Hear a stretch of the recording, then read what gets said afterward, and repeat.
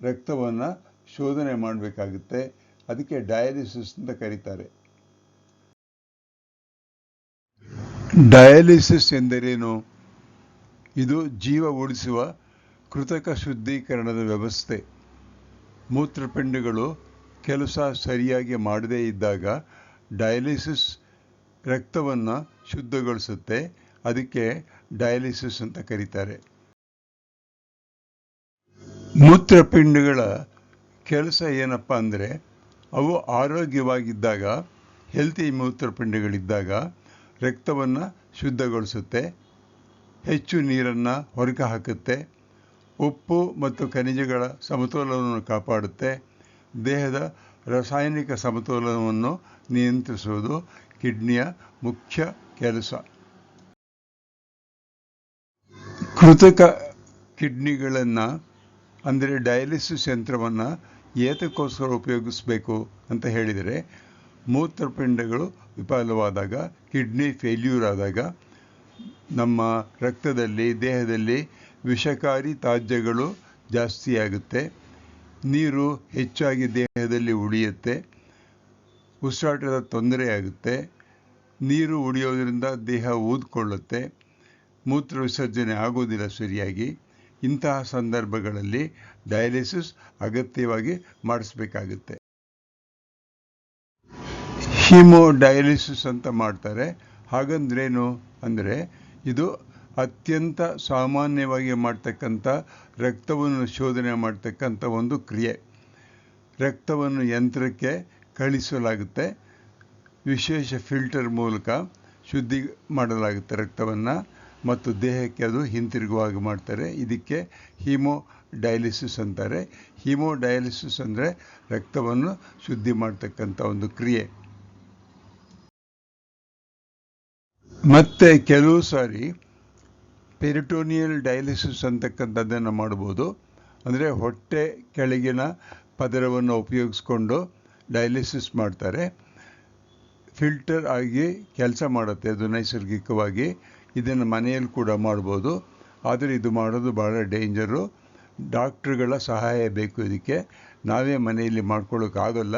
ಆದರೆ ಇದೊಂದು ಪದ್ಧತಿ ಹೊರ ದೇಶಗಳಲ್ಲಿ ಮತ್ತು ಇತ್ತೀಚೆಗೆ ನಮ್ಮ ದೇಶಗಳಲ್ಲಿ ಈ ಪೆರಿಟೋನಿಯಲ್ ಡಯಾಲಿಸಿಸ್ ಮಾಡೋದನ್ನು ಮಾಡ್ತಾ ಇದ್ದಾರೆ.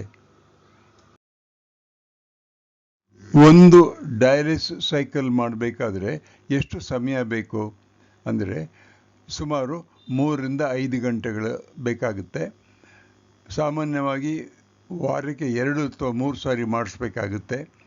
ವೈದ್ಯಕೀಯ ಮೇಲ್ವಿಚಾರಣೆಯಲ್ಲಿ ಮಾಡಬೇಕು, ಆಸ್ಪತ್ರೆಗಳಲ್ಲಿ ಮಾಡಬೇಕು, ಅಥವಾ ಮನೆಯಲ್ಲಿ ನರ್ಸ್ಗಳು ಬಂದು ಮಾಡಬೇಕು. ಆದರೆ ಇದು ಡಯಾಲಿಸಿಸ್ ಅಂತಕ್ಕಂಥದ್ದು ಕಿಡ್ನಿ ಫೇಲ್ಯೂರ್ ಆದಾಗ ಮಾತ್ರ ಮಾಡ್ತಾರೆ. ಡಯಾಲಿಸಿಸ್ ಆಗಬೇಕಾದ್ರೆ ನಾವು ಏನನ್ನು ಗಮನದಲ್ಲಿಟ್ಕೋಬೇಕು ಅಂದರೆ, ವೈದ್ಯರ ಸಲಹೆಯಂತೆ ಆಹಾರ ತಗೊಳ್ಬೇಕು. ಹೆಚ್ಚು ತಗೋಬಾರ್ದು, ಕಡಿಮೆ ತಗೋಬಾರ್ದು. ವೈದ್ಯರು ಹೇಗೆ ಹೇಳ್ತಾರೋ ಹಾಗೆ ಮಾಡಬೇಕು. ನೀರಿನ ಪ್ರಮಾಣ ನಿಯಂತ್ರಣ ಮಾಡ್ಕೋಬೇಕು.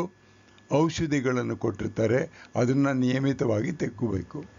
ಸೋಂಕುಗಳಿರಬಾರ್ದು. ಆ ರೀತಿ ಇದ್ದಾಗ ಮಾತ್ರ ಡಯಾಲಿಸಿಸನ್ನು ಮಾಡ್ತಾರೆ. ಡಯಾಲಿಸಿಸ್ಸಿನ ಮುಖ್ಯ ಒಂದು ಅಂಶ ಏನಪ್ಪ ಅಂದರೆ, ಒಂದು ದಿನದಲ್ಲಿ ಮೂತ್ರಪಿಂಡಗಳು ಸುಮಾರು 180 ಲೀಟರ್ ದ್ರವವನ್ನು ಶೋಧನೆ ಮಾಡುತ್ತೆ. ಅಂದರೆ ನಮ್ಮ ಕಿಡ್ನೀಸ್ಗೆ ಒಟ್ಟು 180 ಲೀಟರ್ ಒಂದು ದಿನದಲ್ಲಿ ಬರುತ್ತೆ. ಆಗ ಅದನ್ನು ಶುದ್ಧ ಮಾಡಿ ಪುನಃ ಅಗತ್ಯ ವಸ್ತುಗಳನ್ನು ದೇಹಕ್ಕೆ ಮರು ಹೀರಿಕೊಳ್ಳುವಾಗ ಮಾಡ್ತಕ್ಕಂಥದ್ದೇ ಈ ಡಯಾಲಿಸಿಸ್ಸಿನ ಮುಖ್ಯ ಕರ್ತವ್ಯ. ಡಯಾಲಿಸಿಸ್ ಅಂತಕ್ಕಂಥದ್ದು ಜೀವನ ಉಳಿಸುತ್ತೆ.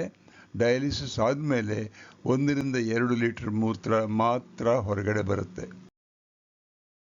ನಮ್ಮ ಮೂತ್ರಪಿಂಡಗಳನ್ನು ಕಾಪಾಡಬೇಕಾದ್ರೆ ನಾವು ಡಾಕ್ಟರ್ ಹೇಳ್ತಕ್ಕಂಥ ಸಲಹೆಯನ್ನು ಪಾಲಿಸಬೇಕು.